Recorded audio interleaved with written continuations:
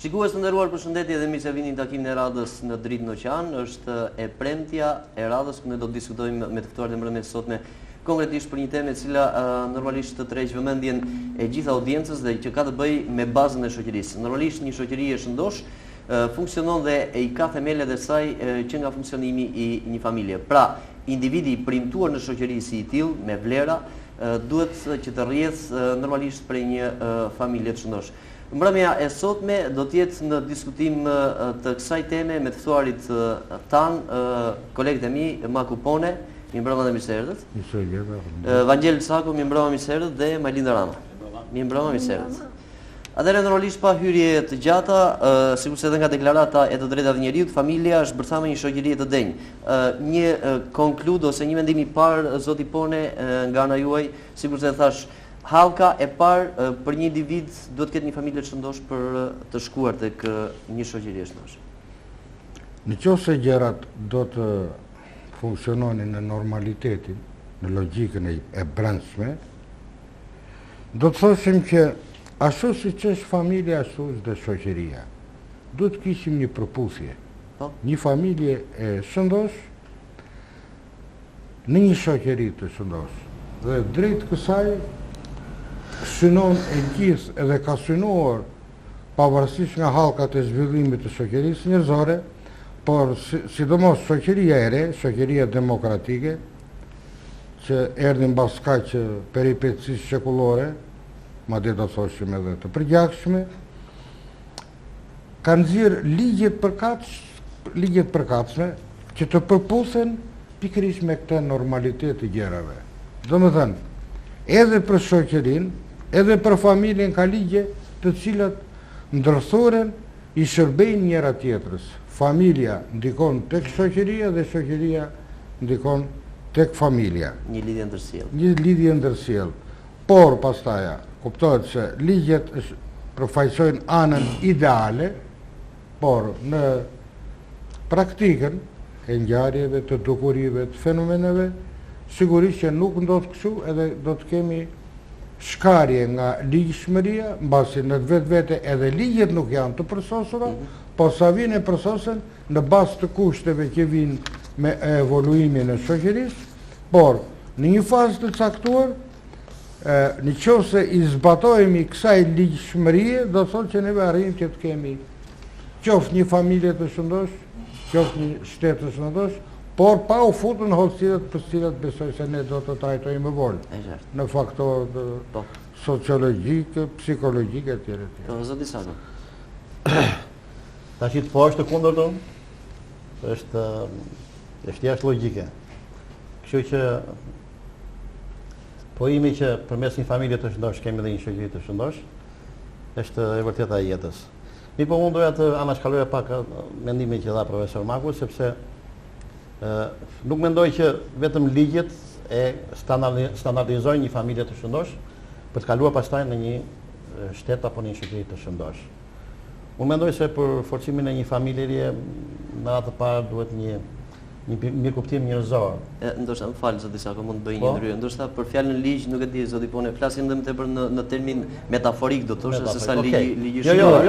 Edhe unë thash që janë një numër faktorësh për të cilët besoj se kështu mund ta mbyllim edhe për 10 minuta dhe në këto një set faktorësh edhe ligji është faktor kryesor, ë? Nuk ka anashkaloj thash. Po mendoj që për të patur një familje të shëndosh, pastaj për të kaluar në një shoqëri të shëndosh, do të ishte nevojë nga kjo, pra ndërthurja e një dashurie shpirtërore që lind përmes veprimeve ditore në familje, mes marrëdhënieve midis vetë pjesëtarëve të familjes dhe duke pa pastaj edhe pak po them mbasën çik në ton të ashpër edhe diktaturën e ligjit. Sepse unë mund të kem dëshirë, unë jam ortodoks edhe ne edhe me Bibël nuk e kemi të marrim 7 gra, po mbasë edhe unë do kisha dëshirë të marr 7 gra, po evangelizmoj. Po ka ca ligje që përcaktojnë rrjedhshmërinë e familjes. Unë jam plotësisht dakord që forcimi i shoqërisë fillon nga forcimi i familjes. Bile jo vetëm në aspektin e emërt të fjalës, por edhe në aspektin e toneve trimërore që ne shqiptarët mbajmë si trima. Unë kam mendimin që edhe atë forcohet duke forcuar familjen. Nëse ne do të kemi një familje të shëndosh, do të kemi një lagje të shëndosh, do të kemi një qytet të shëndosh, atëherë të kuptohet që edhe Ardheu është i shëndosh. Kam parasysh dhe një slogan të një force politike, pa dashur nuk po e përmend, Ardheu fillonte familja, ka qenë dikur në një fushë zgjedhore. Unë jam dakord me këtë. Atëherë le ta fillojmë fare thjesht, ndoshta do të kthejmë prapë kolegëve me ju Rama. Ç'është familja? Një përkufizim sipas mendimit tuaj. Në fakt, ashtu sikur se e thanë dhe kolegët e mi, për familjen nuk mund të ketë shumë përkufizime, ajo është një dhe mbetet e vetmja, është njësia bazë e shoqërisë. Familja është ajo gjë e shtrenjtë për të cilën të gjithë punojnë, qofshin këta popull të çfarëdo lloj kombi. Njësia bazë e një grupimi shoqëror, e them këtë pasi ashtu sikur se tha dhe zoti Sako dhe Pone, në rast se ne do të kemi një familje me probleme, atëherë do të na lindë kësaj dhe një shoqëri me probleme. Pra do të na keq trajtojnë fëmijët, pra do kenë trauma psikologjike qysh në familje dhe ashtu do të arrisim dhe shoqërinë. Pra defektet e familjes kësaj do të transmetohen dhe to. E qartë. Atëherë, kemi siç e them, kemi një lidhje ndërsjellë midis familjes dhe shoqërisë. Në të vërtetë, përtej asaj që deklamohet gjithmonë që shoqëria e ka bazën tek familja, sa funksionon kjo hallk? Ose thënë sakt, sa shkojnë në mbarvajtje me njëra tjetrën familja dhe shoqëria? Duket sikur ndonjëherë ngelet vetëm thjesht në kufirin e fjalës. Unë po futem pak në thellësi të shekujve dhe në bazë të studimeve të historisë në radhë parë, del që së pari perandoria romake filloi të rënohesh dhe shenjat e këtij rënimi u dhanë brenda familjes. Po këtë gjë nënvizohet edhe më parë për shoqërinë greke. Në rast se fillon ta të pjeta e perandorisë së madhe romake, ose edhe më përpara në shoqërinë antike greke, shenjat në mënyrë të koncentruar dhe mjaft të dukshme dukeshin në familje dhe pikërisht në degenerimin dhe shturjen e familjes, në tradhtit ato adulteret, po tradhtit bashkëshortore, në shkëputjen, pavarësinë e fëmijëve që nuk doni të bënin me familjen, nuk doni të kishin të bënin, dhe si përfundim, krahas shkaqeve të tjera, pa e mars se neve në mënyrë matematike duhet të veçojmë një fenomen për ta kapur më mirë esencën e tij. Sepse është e qartë që perandoria romake filloi të rënohej edhe nga u dobësua, u përhap ushtri në territoret të gjera, drejt lindjes fillon Atila e të tjerët, fillon dyndjet e barbarëve dhe u vdes edhe u shkatrua, dim pasaj që u ndanë dy pjesë, Bizanti këtej, edhe në perëndim vetë perandoria romake. Prandaja, në këtë mënyrë duhet të shikojmë dhe duhet jemi të shqetësuar, sepse ato dukuri që spikasin në një shoqëri, neve i vëmë re edhe brenda familjes e cila në vetvete është një shoqëri e vogël, një mikro shoqëri, e cila ekziston me të gjitha atributet që ka vetë shteti. Një familje do të ketë ministrin e jashtëm, ministrin e financave, të ekonomisë, ministrin e brendshëm, të marrëdhënieve me botën e tjere. Domethënë familja do shikohet sikur është një mikro shtet dhe sa më fort jetë ky shtet brenda marrëdhënieve normale, të normave, të moralit, kuptohet po të ligjit, edhe të traditës, sepse ne nuk vim edhe në një shoqëri të si të tillë të pastër me demokratike, familja shqiptare në shekuj ka pasur traditat e saj, pavarësisht konservatorizmit dhe patriarkatit, domethënë sundimit. Unë jam duke shikuar këto kohë, shikoj një film turk dhe shikoj se si një familje e madhe patriarkale më në fund ngelet me dy pleqt. Ishin, mund të thush, një 7 familje brenda familjes së madhe, por zhvillimi i shoqërisë, interesat e ndryshme që shfaqen njëra palë ose pala tjetër bën që kjo të shkojë drejt shturjes e të ngelen 2 deri në 3 veta. Në këtë kuptim, duhet ta shikojmë familjen. Ka dhe një farë logjike ajo që thatë ju, pra nga familja dolëm në një farë mënyrë kanë krijuar shoqëri, pavarësisht se kanë lidhjen e gjakut. Kjo ishte një federatë në të vërtetë, kjo që flasun. Edhe federatat e kanë treguar veten e tyre që nuk kanë pasur të ardhme, hiq themelin historik të Shteteve të Bashkuara të Amerikës, që nuk është me sforco siç është ndërtuar, siç u ndërtua perandoria ruse ose perandoria e vogël jugoslave. Domethënë. Po, zoti Sarko? Shiko, në familje nuk ka standardizime. S'mund të themi për shembull të marrim shembull siç marrim në punë apo në veprimet e përditshme, që themi të marrim shembull nga X veprim apo X person. Në familje nuk ka standardizime që thosh të ngjajnë një shteti apo të ngjajnë një shtet tjetër, etj. Është vërtet ajo që tha profesor Magu, që edhe familja është një mikroqeveri. Po një mikroqeveri që një person do të bëjë me shpallë disa funksione. Po. Duke patur më shumë funksione, më shumë rritet përgjegjësia. Po ndërkohë rritet përgjegjësia, po rritet edhe autoriteti. Sepse duke patur shumë përgjegjësi, duke patur shumë korrektesë në zbatimin e përgjegjësive që ke, atëherë të vetë këtu të rritet edhe autoriteti. Familja, ne e tham që në fillim që është një bërtham, po mund të them që është një bërtham që lulëzon, nuk është një bërtham që shkatarohet.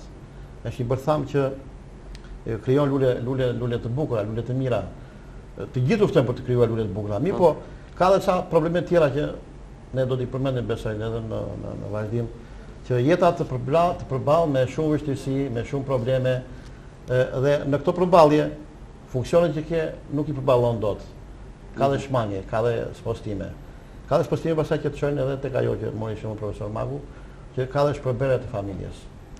Në fakt, pyetja e bujarit në mos gaboj ishte sa rend paralelisht, pra në mënyrë të drejtë apo të zhdrejtë familja dhe shoqëria apo jo? Në këtë kontekst, unë do ta shikoja pak më gjerë problemin. Nëse flasim për aktualitetin shqiptar, për të cilin e po bisedojmë normalisht, pa e lënë minja dhe gjithë historinë që përmendi profesori, kuptohet? Unë kam përshtypjen se nuk është se ne po ecim në mënyrë të drejtë. Që do të? Pra paralelisht. Pra familja shqiptare sot po vazhdon të ruaj atë traditën e hershme të familjes. Ndoshta diku më shumë, diku më pak, por jemi të konsoliduar. Pra jemi në unison të plotë si familje. Gjithkush nga prindrit tanë, nga gjyshrit tanë ka dashur që ta përçojë këtë ndërbreza, pra lidhjen e gjakut, fisnikërin brenda fisit, marrëdhëniet e ndërtuara, pra edukimin në tërësi. Por shoqëria përditshore her pas here degradon, degeneron, aq sa ajo bëhet rrezik për familjen tonë.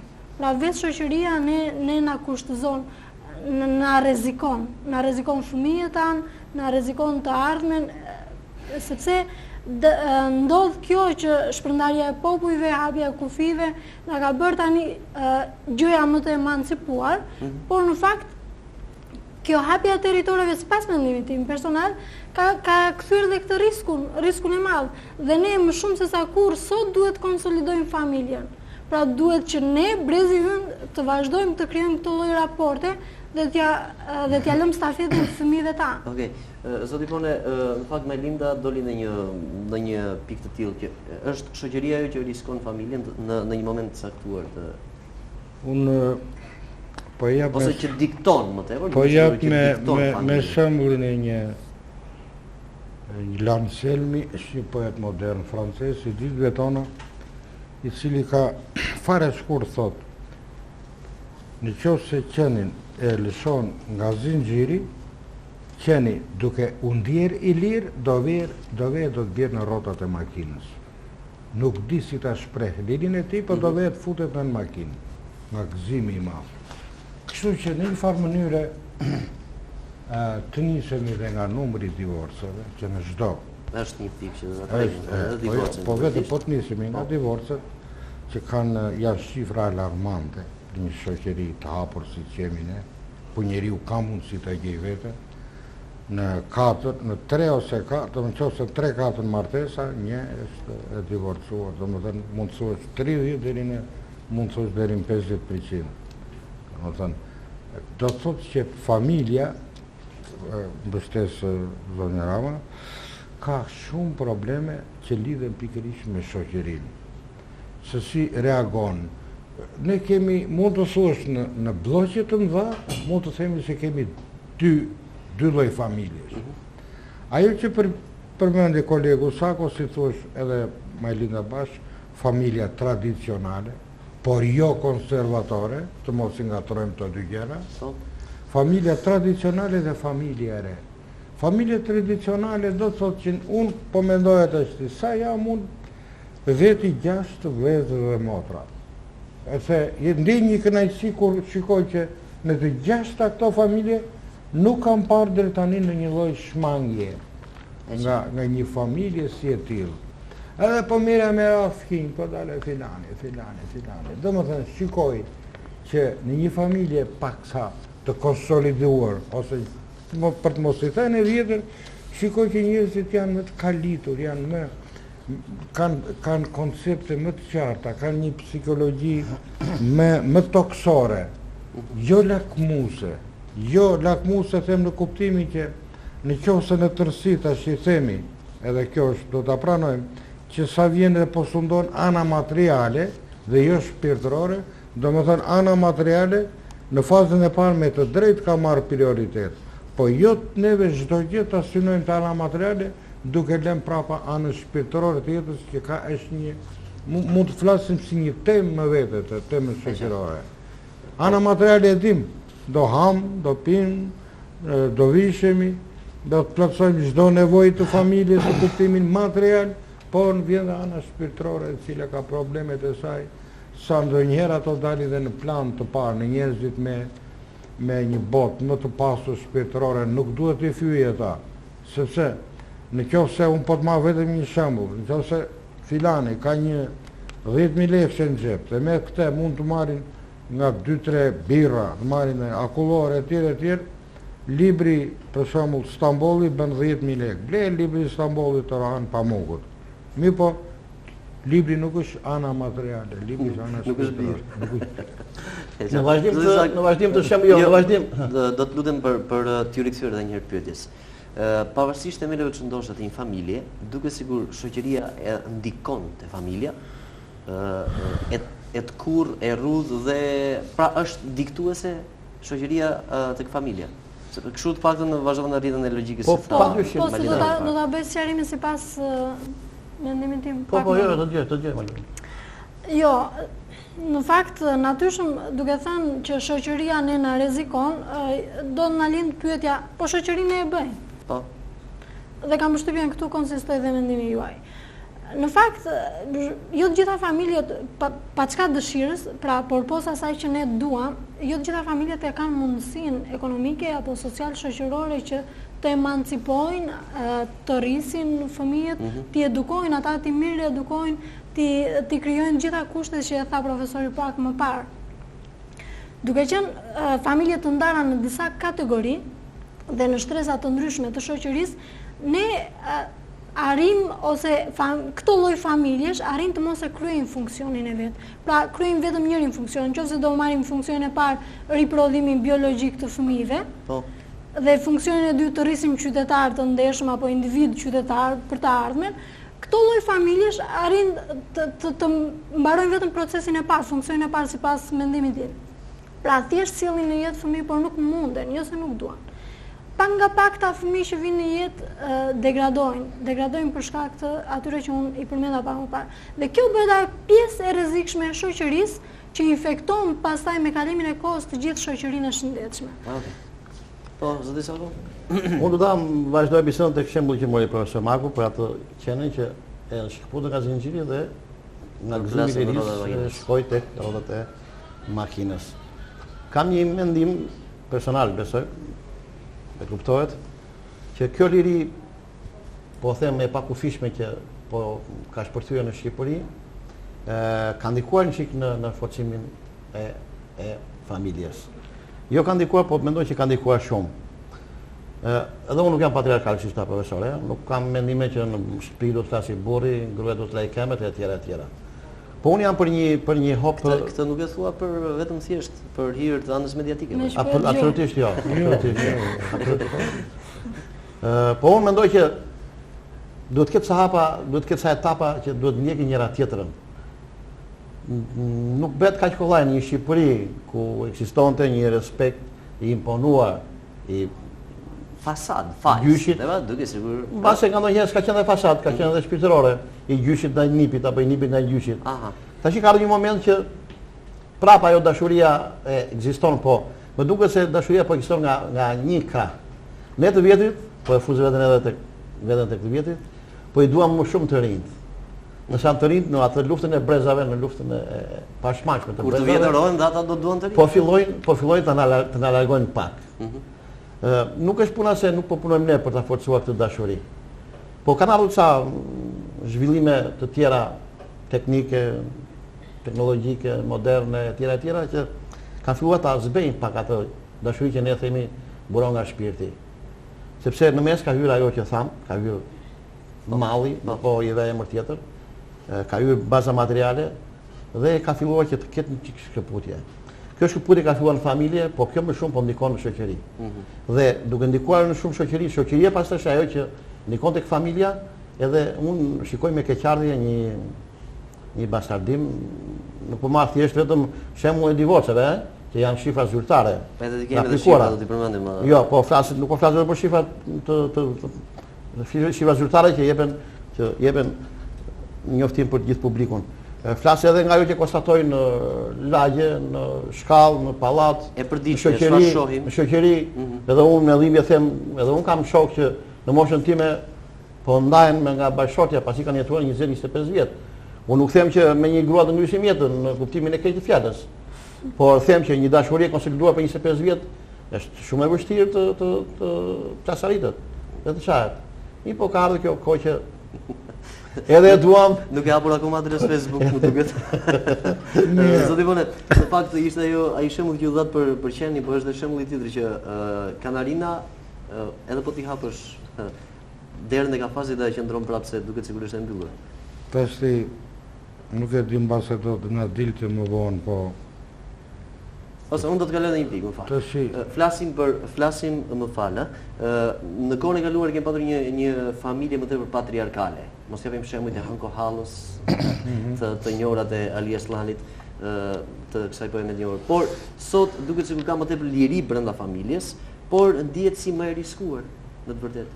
Tashti do të doja që nuk e di si mund të vijoj dhe biseda, por para se të flasim për familje dhe për tërsinë e problemeve të familjes, ne nuk po kapim anën esenciale, nga lind familja. Familja që tjetë e shëndosh, bile edhe në fortuna, edhe në tronditjet shtetërore, në tronditjet apokaliptike, kur i thosh, lind nga dashuria.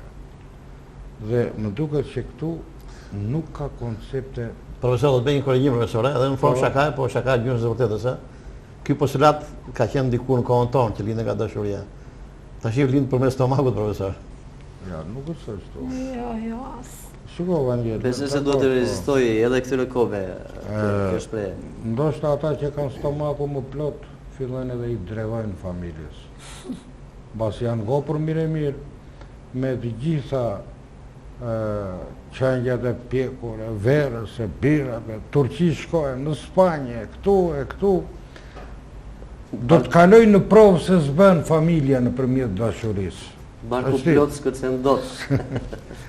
Tashti, edhe nëse ju kujtohet një dashuri e varfër tek o Henry, e dashur e ti kishe, që do martoheshin bashkë, kishte flok shumë të bukur.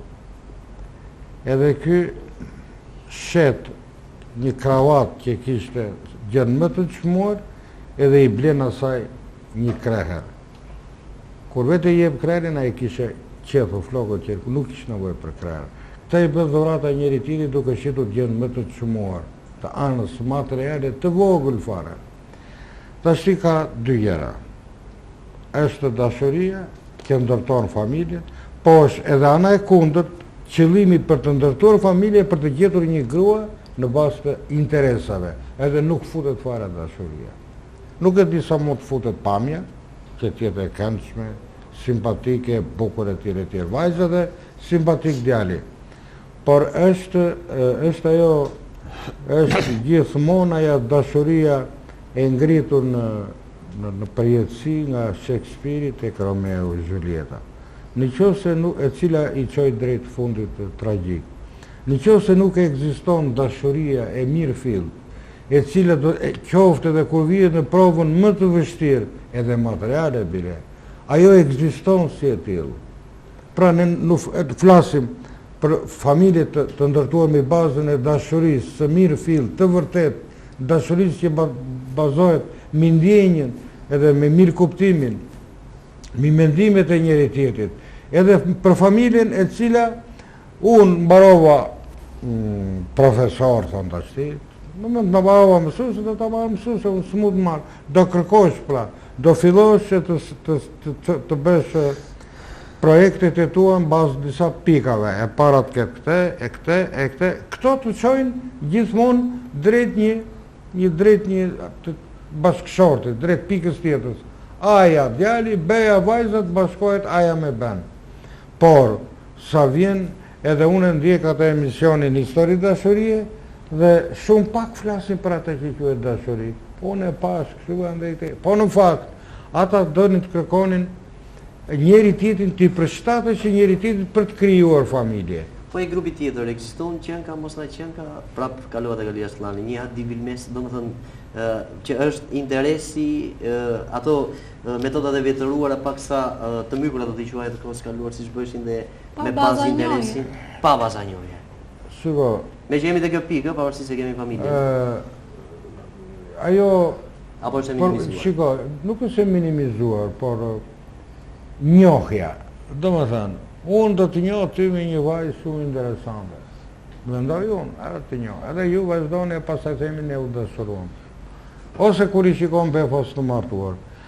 Këta shi i thonë në rekomandim. Në një gjiro 5 minutë, ata u njohën dhe rënë dakord. Po. E lidhën jetën. Por unë po them për shembull për madje do të thoshim për a ekziston dashuria me shikim të parë. Një shoku im shumë i afërt i rinis u fut në një lulishte ku pjes birr edhe befas pa një vajzë atje të ullur. Edhe i thot shokut të tij, ajo do t'jetë gruaja ime. Ajo mund të ishte fejuar, mund të ishte mërtuar. Pa ajo do t'jetë, sa po e pate. Edhe me atë kokën e tij të shkret një të vajtur atje, je fejuar i tha? Po s'të njoh fare. Apo i kaq duhet di, unë je fejuar jo. Po e martuar jo. Shikom mirë i thot. Shikom një. Ajo ishe me të motë, në burin e motës. Aji e një të në qikë. Mi po ky ka qenë humorist. Edhe mori se po bën humor, i thaj, gjodhjo, s'po bëj humor, o thaj, po. Ti më përgjigju mua, jo. Shikoj mjerë mirë, i thaj. Nuk qaloj, nuk jam me një sy, dëgjoj mirë nga veshët, nuk kam në një sëmundi, asë në gjithë se asë që. Po saj, thaj. Ditën e djelëta po vi, më zjerësh tabakan, në rape, se unë të vi, të fejoj me ty. Në kuptimin e, do më thënë, ashtë si me humor, po... Varet edhe nga viti në të cilin ka ndodhë. Me cilin? Jo, kjo ndodhi në vitin... Ka ndodhë kjo zhvillim. Jo, kjo zhvillim ka ndodhë... Se s'mund të ndodhë e njëta situatë Në vitet 60 të shekullit kaluar, besoj. Mirë, në shiko,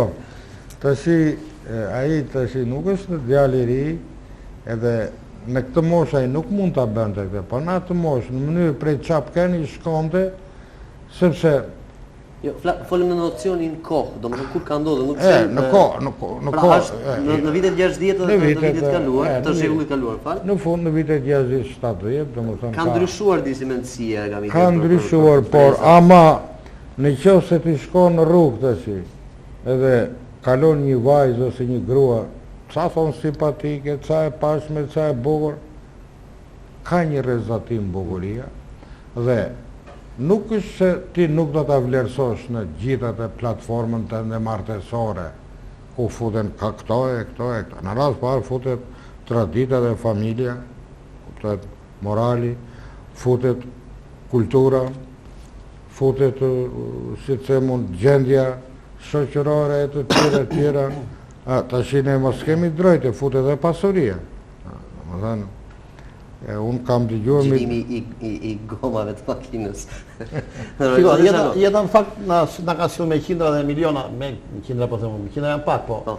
Mijëra dhe miliona është shembull që fillojnë negativisht, mbarojnë pozitivisht edhe në anë të kundërt. Pra, ka sill shembull të çifteve që janë dashuruar marrëzisht, janë njohur në vitet e para marrëzisht, i kanë njohur dhe më mball njëri tjetrit dhe përfundimisht kanë përfunduar në divorc pas një kohë të shkurtër, siç ka ndodhur edhe kundërta. Ka patur njohje formale, po me vite kanë konsoliduar dashurinë dhe ka arritur një familje të shëndosh. Po unë nuk dua të nguliteshim shumë pas këtyre shembujve. Le të jap dhe shifra zoti Sakon. 6 milionë e parë të këtij viti regjistrohen në gjykatën e shkallës parë rreth një shifre e rrëqetëse do thosha për divorcet. Janë 258 pati për zgjidhje martese në gjykatën e shkallës parë dhe mbi 50% e tyre kanë marrë zgjidhje përfundimtare. Mua pikërisht këtu doja dilja. Mua kjo më dhem. Pra që i bie përsërisht një divorc në ditë. Më dhem ky fakt. Sa të fortë kemi në familjen sot? Kush janë bazat e krimit të kësaj familjeje që po themi është baza e shoqërisë? Kush janë njohjet, kush janë përfaqësimet, kush janë interesat që përputhen midis një femre dhe një mashkulli, po mos them pastaj për familjet e dy meshkujve apo dy femrave, po flasim gjithmonë për familjen tradicionale shqiptare. Pra, kush janë kushtet, kush janë bazat e njohjes së kësaj familjeje në Shqipëri? Dhe më vjen keq që konstatoj një negativitet në këtë aspekt. Nuk shikoj me atë që profesori përmendë shumë që dashurinë që lind nga shpirti.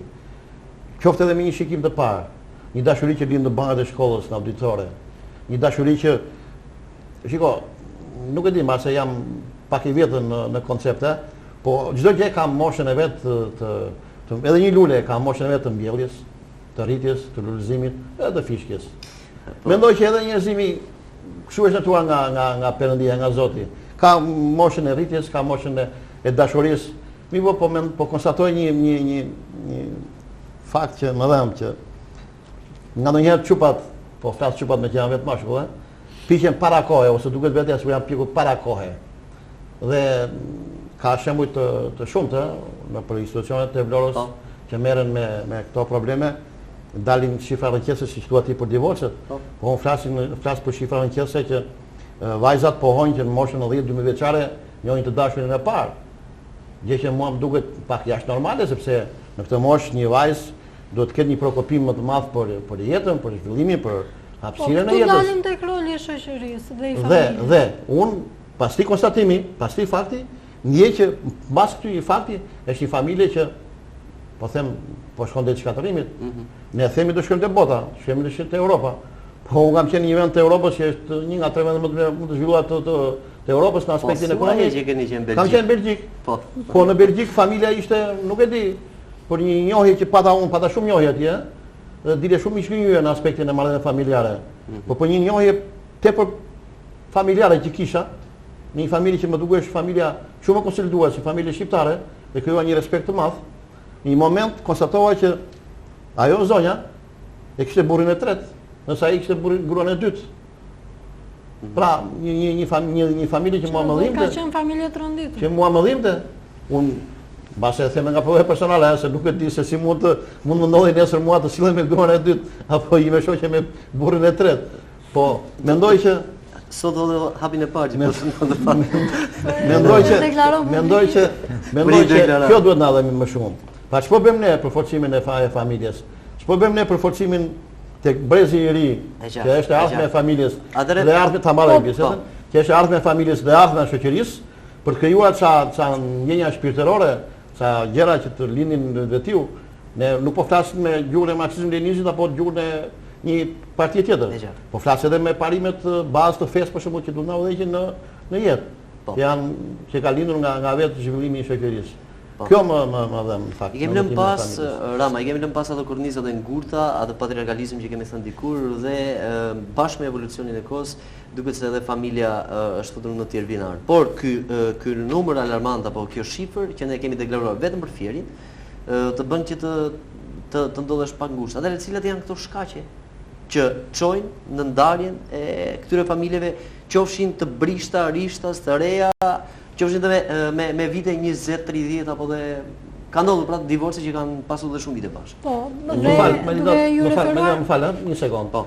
Se ju përmendët vetëm shqipat zyrtare që vinë nga gjykata, Po, ka shumë. Sa familje të tjera që janë pa deklaruara, që nuk rurale, kjo nuk regjistrohen, një problem. që nuk regjistrohen, që janë pa deklaruara.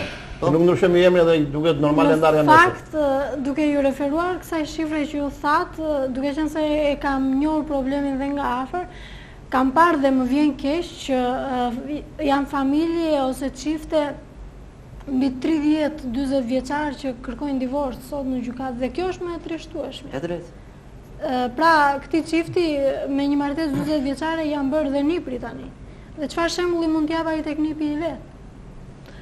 Ndërsa për sa i përket çifteve në kohë normale, po themi për divorc, paçka se askush nga ne nuk e pranon divorcin. Jo me kaq përvojë, do thojë sa do thosh. Unë kam përshtypjen se vetë koha, vetë tranzicioni në Shqipëri mbarti edhe problemet e veta dhe janë një sër faktorë shoqëror, pra probleme sociale ekonomike të shumta që ndikojnë te këto familje. Një ndër to duke ju referuar dhe asaj çfarë thon avokatët që i ndjekin çështjet, por dhe çfarë kam njohur vetë, një nga këto është emigracioni. Pra është shkaku kryesor i çifteve dhe në mosgaboj janë gratë ato që kërkojnë divorc pranë gjykatës. Problemi tjetër është problemi ekonomik që të gjithë dashur pa dashur e kemi përjetuar, e kemi prekur atë pjesë dhe kemi parë familje. Baladën e Mitros, kur martua. Po, emigracioni, po. Mitra kur martua. Gjithsesi ai pati tjetër fat. Ta nuk rikthehem pra. Them edhe për pritjen e familjes, ë. Kemi patur raste të paktën nëse do ndalemi tek folklori, po gjithsesi vijoni mendimin tuaj. Po flasim për shekullin e 21 bujar dhe s'po flasim për kohën që ju i referoni normalisht. Po flasim për një shoqëri që sot kërkon më tepër vëmendje. Po flasim për një shoqëri apo për një familje që sot ashtu sikurse unë e thash që është më e rrezikuar dhe kërkon patjetër që të ketë dhe kryefamiljarin. Ne nuk mund të pretendojmë, nëse i referohemi në emigracionin që u thatë, s'mund të pretendojmë që një grua të mund të rritë, t'i ushqej mirë, t'i edukoj mirë, t'i shkolloj 3 apo 4 fëmijët e saj pa bashkëshortin. Për këtë jemi të gjithë koshient.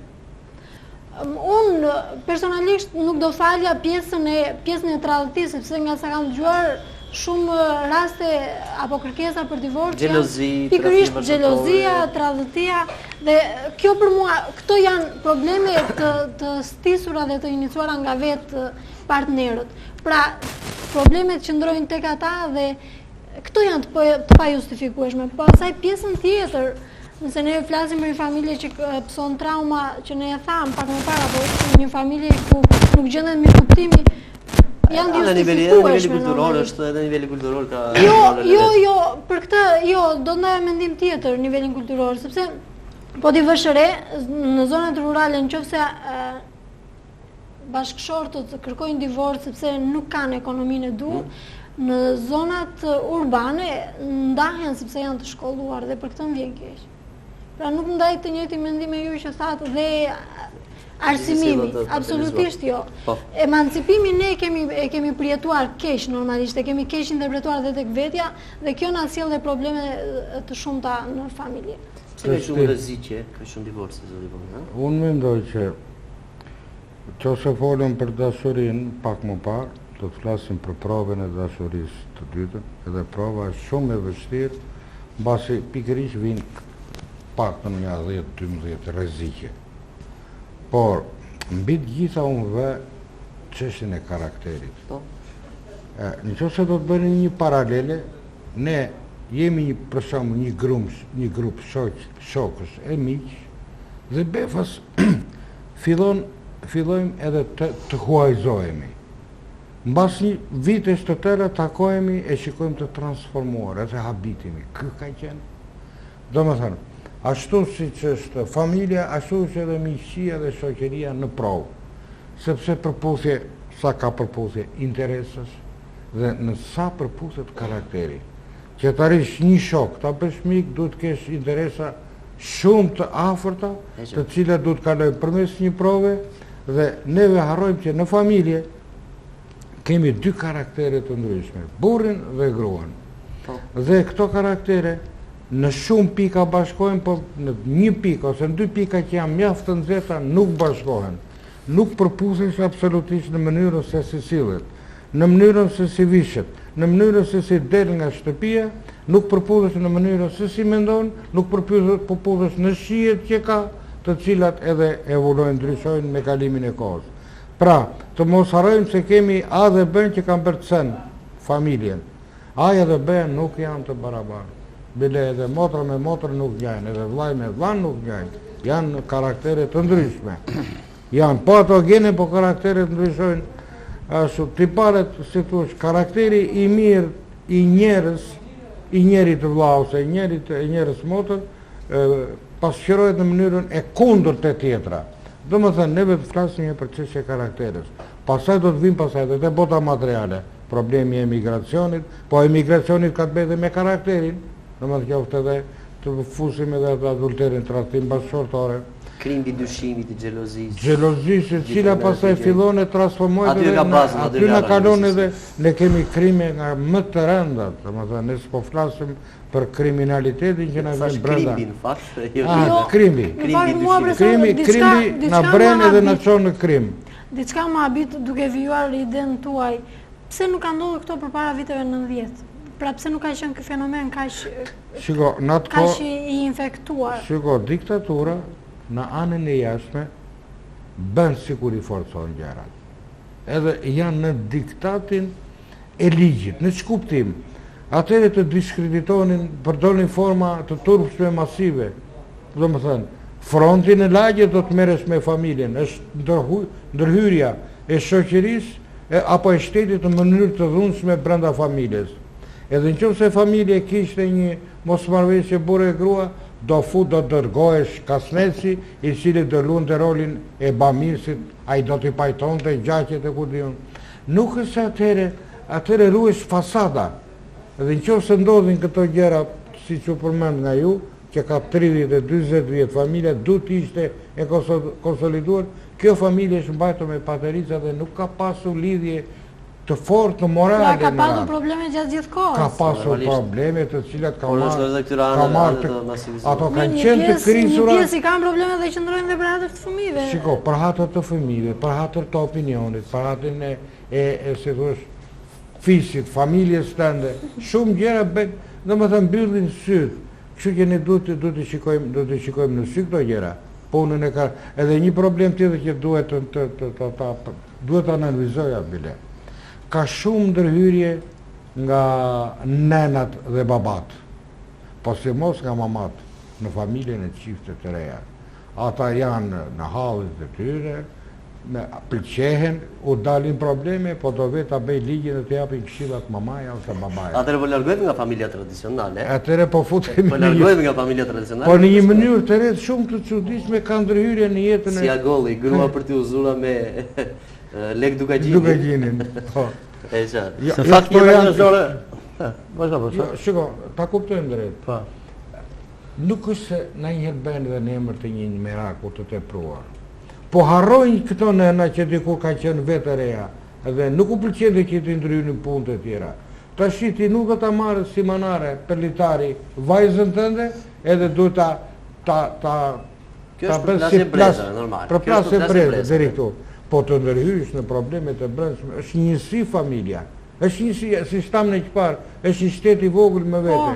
Nuk mund të vesh ti si nga ana e jashtme edhe ta deformosh këtë familje. Bile ti imponosh disa veprime ose marrje vendimesh të gabuara. Në fakt se që u kalino jeta njerëzore bujar kalino përmes të kundërtave. Për vetë krijimi njerëzore që tillë. Lindi dielli, lindi shiu, lindi dita, lindi nata, lindi dashuria, lindi dhe tradhtia. Kështu që edhe jeta familjare përmes këtyre kundërshtive zhvillohet dhe ecën përpara. Po unë nuk jam plotësisht dakord me profesor Magun kur thotë që në prishjen e familjes sot ndikon edhe shumë familja e vjetër. Unë kam një mendim tjetër në çik, mbase e kam të gabuar. Po brezi i ri po rritet me një mentalitet me një modernizim të tejkaluar. Nuk e ndjen peshën e jetës sa e kemi ndjerë ne, po flas brezi im. Me këtë të thashë nuk do të tregoj që jam shumë i vjetër, ë? E qartë. Po, duke parë jetën nga një këndvështrim 50 vjeçar. Brezili nuk e merr jetën me një seriozitet siç e kemi marrë ne. E merr me një mentalitet sot për nesër. Pak më i ftohtë. Jo, me shpinë nxehtë, me aktiv, në kuptimin e lidhjes me familjen, pak sot jam nëse jam shkudur. me qef sa të jem. Nëse ne kishim këndvështrim çik më të gjatë për jetën. Ne nuk thoshim martohemi sot edhe të bëjmë qef sot, ndajemi nesër. Se s'kishim edhe kushtet, dhe mundësitë, kuptohet, ë? Se kjo ardhe nga kushtet dhe mundësitë. Po ne mendonin për të martuar, për të lindur fëmijë, për të rritur fëmijët. Po se ishit edukuar me atë ndjenjë, po. Dhe shoqëria ua kishte imponuar. Unë kam sjellë edhe në biseda tjera, provoja nga jeta në emigracion, po edhe atje kur bëja debate miqësore, me familje belge, më thoshin ti mendon të rrisësh vajzën e vajzës. Unë vërtet e mendoj që unë të rris vajzën e vajzës, sepse populli ynë i mençëm ka nxjerrë një llafë që vajza vajzës mjalti. Mjalti gjysmë. Mjalti. Edhe ata në vetvete i donin fëmijët e fëmijëve, por me një akullsi më të madhe në shpirt. Nëse ne akoma kemi ngocin në zemrat tona për pjellat tona. Mi po shikoj që pjellat tona nuk e kanë atë dashuri që na kanë edukuar ne të parë tan, por më të mëdhenj. E shikoj që sapo rritën thash, mora një shembull që të drejtshëm që parë, që në shkollë fillore, që në shkollë 8 vjeçare, që në mesmen, nuk po flas për të lartën, ku djem një me disa vajza, ashtu siç ndodh që edhe vajzat ndodhin një me disa djem. Duke marrë pak jetën, pak kalimthi. Nuk e di, unë uroj që kjo të jetë një mbarësi, të jetë një zhvillim, të jetë një modernizim, të jetë një si përpara shoqërisë. Po kam edhe frikë edhe anën tjetër. Nësa për sa përket diuar se folë kolegët, po unë nuk pata do të mundësi të ndërhyja. Nuk më pëlqen ajo që thot Malinda që një grua me 4 fëmijë thotë që i ka burin në emigracion, ndahet sepse s'mundi rrisi 4 fëmijë vet. Po ky burri që ka në emigracion, po çka ka iku Dozi Bilardo? Gratë për pupo janë. Jo, po ky burri në emigracion s'ka iku Dozi Bilardo. Dhe ky burri ka iku në emigracion që Jo, një familje shumë unë ta marrë bisedën mendimin se ju e mbaruat. Jo, mbaroj. Pra, nëse njeriu e ka në karakter dashurinë për familjen, dashurinë për gruan, burri dhe për burrin, gruaja, jo në emigracion shkojnë. Nuk ka që aja dhe bëjnë atë që quhet familje C. Po s'qenë të dyja këto, dhe po nuk bashkëvepruan, dhe po nuk bashkërendën, nuk mund të dalin fëmijë ashtu sikurse ne i kërkojmë. Nuk mund të dalim, ti si e gjykon? Jo, unë jam dakord për si me këtë. Si, atëherë thjesht duhet duhet një njohje jetësore pa hedhur hapin e madh të martesës. Nësa sot ndodh që ikën autobus nga Fjerin në Lushnjë, shikoni një vajzë të bukur, unë jam poet, i thur dy vargje, ajo ka sy të bukur dhe e pëlqej, ndërkohë ajo më pëlqen mua se unë kam kaçorela, kur jam në Lushnjë bëjmë atë celebrimin, atë bëjmë celebrimin. Kjo më dhe mua që janë ca gjëra kalimtare që nuk më pëlqejnë. E këtu duhet të ndryhej familja. Po, duhet ndryhej familja. Nëse bëhet një hap i gabuar nga të rinjtë. Duhet ndryhej familja, po ka edhe ca ligje të tjera moderne që jo autoriteti nuk duhet të jetë kaq të tjera. Një familje ndarë, domethënë, unë jam me këtë ide, një familje ndarë nuk mund të jap atë frymën e edukacionit të duhur te fëmijët. Ka dhënë populli nga Ferra lind Trnafili dhe nga Trnafili lind Ferra. Dhe ne nuk e ndalojmë dot këtë proces. Po, ne do të luftojmë dhe unë mendoj që përmes ekranit të televizionit të nderuar, ne do të japim një shembull pozitiv. Ne duhet bëjmë thirrje që jo thirrje në kuptimin e moralistit, po të shpirtit, asaj që na dhëm në shpirt. Që jo kaq kalimtare jeta. Jeta është e gjatë, nuk është e shkurtër, nuk është aq e gjatë sa ne kemi mundësi të bëjmë gabime, të pengohemi, të rrëzohemi, të bëjmë gjunjë gjatë, pastaj të shërohemi etj. Jeta është kaq e shkurtër sa ne duhet t'i gëzojmë kësaj jete me të gjitha frutet e saj, po gjithmonë me logjikën dhe me karakterin e pastër dhe të plotë. Me që jemi tek lidhja e çiftit.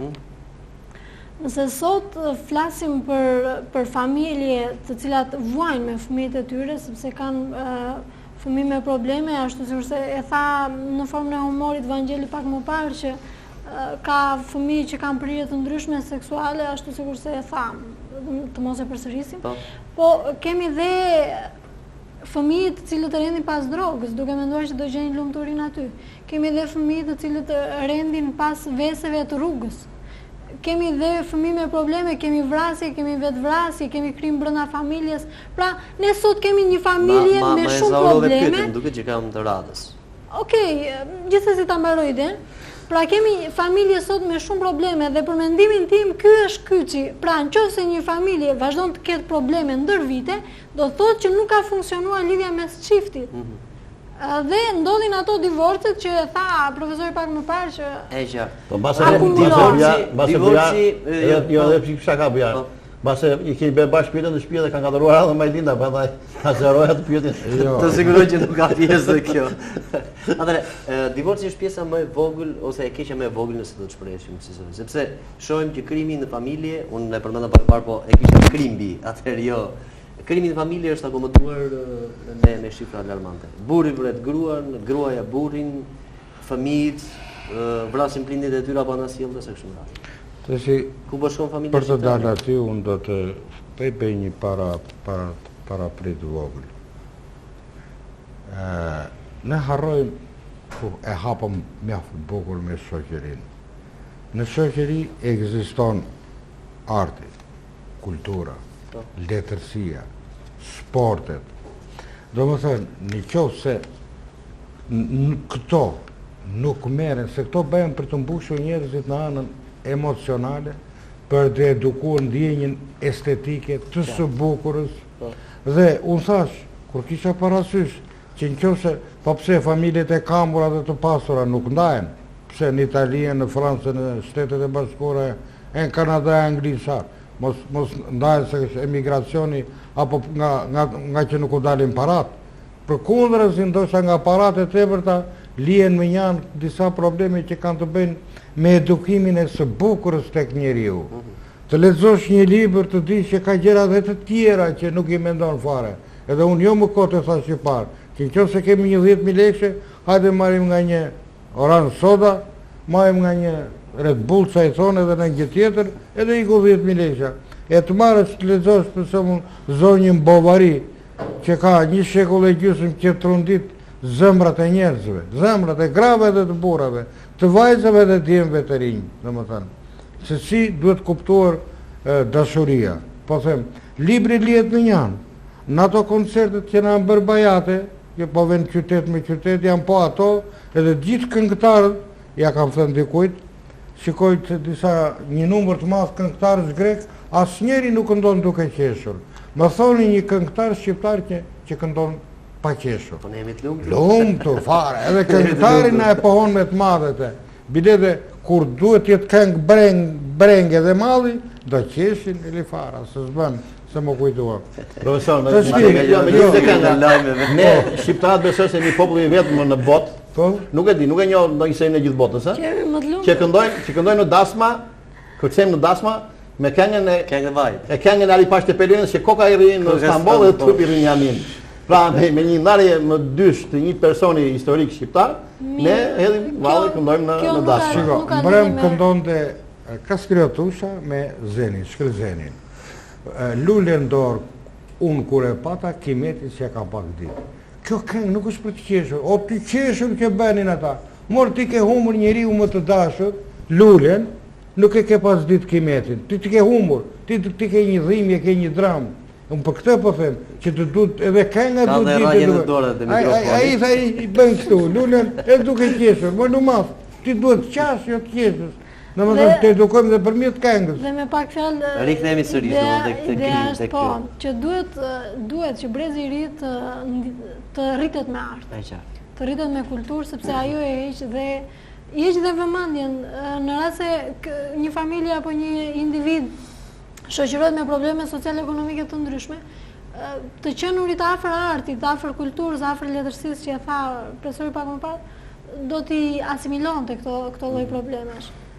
Unë do të kërkoja një ndërthurje të kësaj që thoni ju, Majlinda, edhe me Universitetin e Jetës, po e quajnë në kuptimin e një postulati të kohës sonë, profesor. Sepse edhe duke lexuar romane, edhe duke parë sporte, duke parë kompjuter, gjithë ditën në kompjuter, fëmijët nuk mund ta marrin jetën ashtu, nuk mund ta gëzojnë dot jetën ashtu siç është. Jo, fëmijët kanë fatin e keq të shikojnë telenovela gjatë gjithë ditës dhe kujtojnë se jeta është telenovela. E mendojnë po, dhe vënë jetën. Dhe kjo është fatkeqësi. Edhe ndodh siç do them me djalin tim, nuk është turp ta them ta marr për shembull që e ka të garantuar, domethënë të siguruar edhe bukën edhe veshin, dhe kur unë në momente nervozizmi ja kujtoj thot, baba ke për detyrë thot. Nuk e di, mund të ndodhi me qindra me mira të tjerë kjo gjë.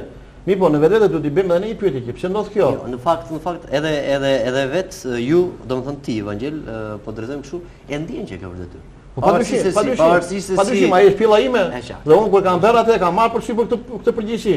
Mi po, mosha vjen duke u rritur dhe unë mendoj që duke u rritur mosha, duhet të rritet dhe përgjegjësia e njeriu për balluar me shpatullat e veta jetën. Ne këtë po e lëm pas dore në shoqërinë shqiptare ose në familjen shqiptare dhe mendoj që pa çka se po japim shifra alarmante, kam një nuk e di, një parashikim që mbase do ketë shifra më të tjera alarmante dhe kjo nuk më gëzon, kjo nuk më gëzon, përkundazi kjo më gjidheron. Por duhet që ne me punën tonë të gjithë pa dallim feje, krajine, ideje, politike etj. Do ta kthejmë pak syt nga familja për të parë një çik mundësinë e një pune më të afërt. Unë kam përshtypjen se janë këto organizatat jo qeveritare ato që mund të japin efekt tek familjet. I pari është ligji dhe shteti, ai që duhet ta mbajë individin, të mos e shikojë si pjesë të një familje, por ta shikojë si individ më vete. Që gjithë secili të di çfarë ka detyrë dhe çfarë ka të drejtë.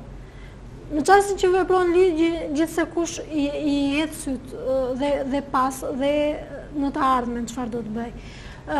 Them organizatat dhe këto shoqatat sepse kam përshtypjen se kanë kohën e mjaftueshme për të bërë trajnime, për të bërë seminare të ndryshme dhe për të ushtrirë nëse flasim në territore të ndryshme.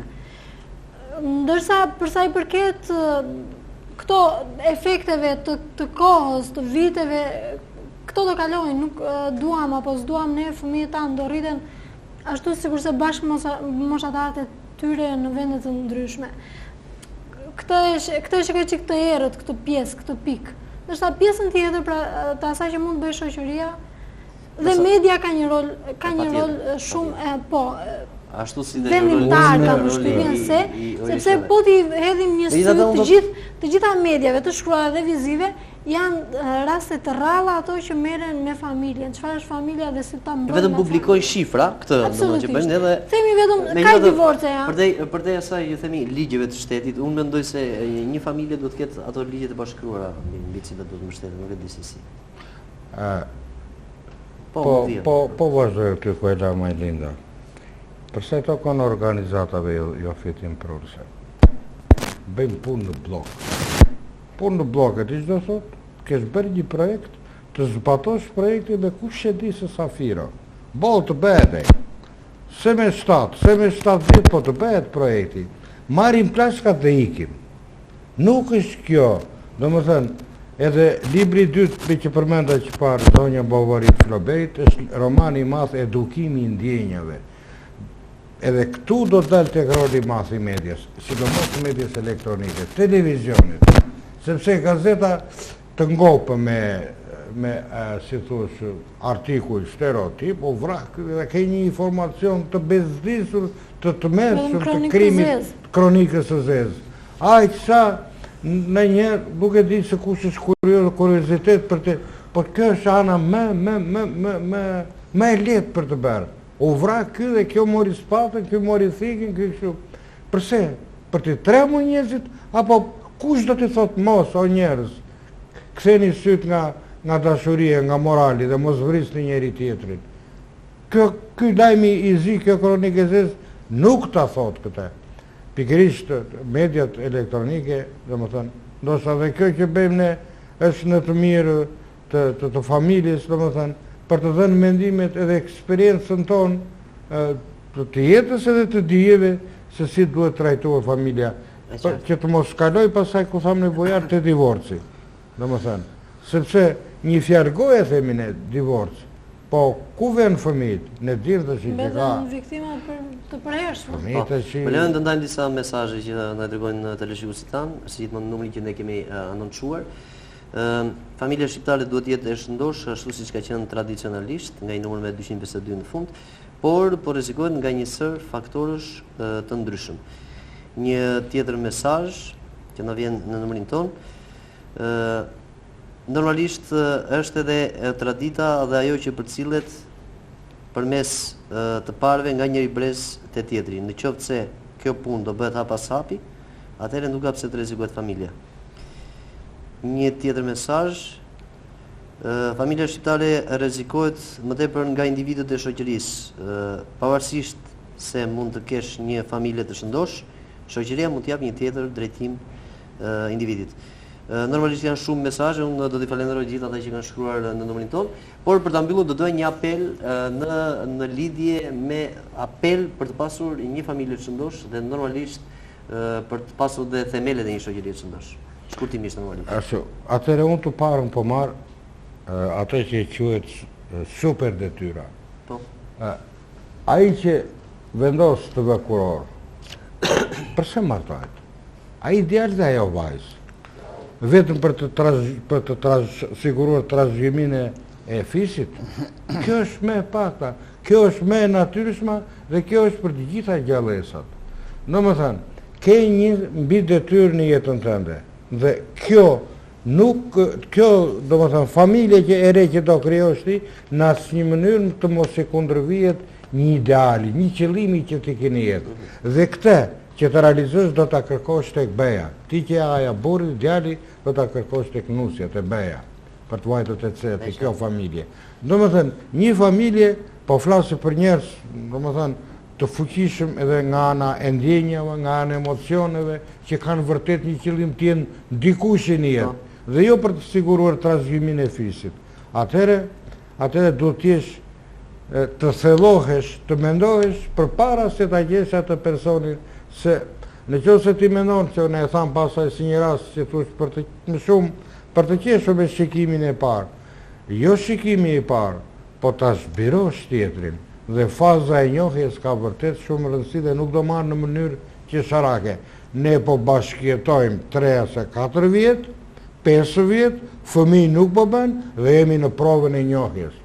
Njohjen mund mos e bësh as për 15 vjet, sepse njeriu shpalos anët e tij të karakterit, të cilat edhe ndryshojnë mbas vitesh të tëra. Por unë them që një familje që tjetë e shëndosh, tjetë e lumtur, si që thonë, e cilat mbas të vijet në momentet e provës dhe t'i kaloj ato. Se nuk është vetë momenti, se thosh, nuk shkëputet ana ekonomike, ana e migracionit që i qëndrojnë, por do të shikojmë dhe karakteret edhe qëllimi që vetë jo djali i ri që mund të jesh djali im ose Evangelit, djali ju është akoma është i vogël, e 10 vjeç, po do të vijë atë dita, domethënë, përse ti po martohesh? Ku do të arrish me familjen tënde? Çfarë do bëni juve të ty? Aja plus beja. Çfarë gjeje të mjetët, çfarë do të arrini? Doni biznes? Bëni biznesin. Doni art dhe kulturë? Bëni dhe të. Doni të visheni prifta, hoxhat, bëni një shkollë çdo gjë mirë menduar të arrijë drejt saj. Për një familje të shëndosh, zoti Sako. Unë apeli do ta filloja nga një ngjarje që mund ta di dhe qindra mijë të tjerë si puna ime, që kur një zonjë e madhe lindi fëmijë dhe thirrri një psikolog për ta edukuar fëmijën, pyetja e parë që i bëri psikologu çfarë moshe ka fëmia. Dhe kur i tha ajo 6 mosh, tha është vonë për mua. Pra unë mendoj që forcimi i një familje të shëndosh do të fillojë që para 6 moshit të fëmijës. Përmes një shembulli familjar, personal në familjen ku edukohet. Dhe duke vazhduar ky shembull pozitiv me kopshin e qerdhe, nëse vazhdojmë të çojmë me kopshin e qerdhe, po fatkeqësisht jo me këto edukatorë që kemi ne, që shikojnë se sa vezë apo çfarë bregu do t'i bëj mamaja e fëmijës, që të vazhdoj pastaj në shkollë, po jo me këta mësuese që kemi ne, që shikojnë sa e kanë rrogën dhe sa do marrin jashtë rrogës, për vazhduar pastaj në universitet, po me të njëjtën qëllim, dhe pastaj për të vazhduar në fushat e mëdha të jetës, ku duhet një njohje më e madhe. Pra, unë mendoj që të gjitha faktorët, të gjithë së bashku, jo në kuptimin grush bashkuar rreth partisë, po në kuptimin grush bashkuar rreth familjes.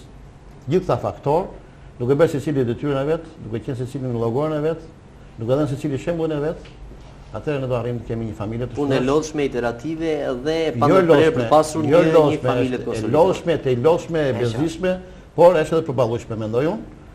Dhe pastaj për të krijuar këtë familje të shëndoshme që ne duam të gjithë, por nuk arrijmë dot, pjesa më e madhe, Fatmirësisht ne nuk e njohim akoma divorcin, të gjithë jemi në bisedë. Shëndosh e mirë. Dhe për të patë pasaj edhe një shoqëri të shëndosh për të quar pasaj një çdo gjë përpara. Për ta mbyllur, Kolegët e mi bën thirrje për familje që nuk janë ndërtuar normalisht që të njihen, pra të mendojnë mirë përpara se të lidhin kuror. Unë ndoshta më ngeli tjetër rol, unë do doja të bëj një thirrje për ato çifte aktuale. Të mos shkojnë drejt divorci sepse familja është më e shtrenjta për njeriu, më e shtrenjta në jetë. Kam përshtypjen se të dyja si bashkëshorti edhe bashkëshortja janë të aftë, kanë mundësi të gjejnë forcat e tyre, pra ato të akumuluara ndër vite, që të rikuperojnë atë dashurinë që ata e mendojnë të humbur. Dhe tek e fundit të krijojnë një gjuhë të ndërmjetme për t'i treguar asaj fëmije që nesër këta të fundit të dinë me çfarë të krenohen. Pra, duhet jenë këta prindër ata që duhet të konsolidojnë familjen sot. Sepse e tha Vangjeli që ne ta çojmë fëmijën në kopësht, por ne s'kemi edukator, ta çojmë në shkollë, por ne s'kemi mësues. E pra, nëse ne s'kemi një familje të shëndetshme, ne kështu do të vazhdojmë. S'do kemi edukator të shëndetshëm, s'do kemi mësues të mirë, s'do kemi pedagog të mirë. Atëherë se me dhe gjë tjetër, vetë ty falenderoj që ishit sot pjesë e kësaj bisede. Faleminderit. Të nderuar teleshikues, kemi ardhur kësaj në fund të bisedës son, ku kemi diskutuar normalisht familja është baza e shoqërisë. Ju kujtojmë se takimi më i afërt do të jetë të premten e ardhshme, deri atëherë natë mirë dhe miru pash.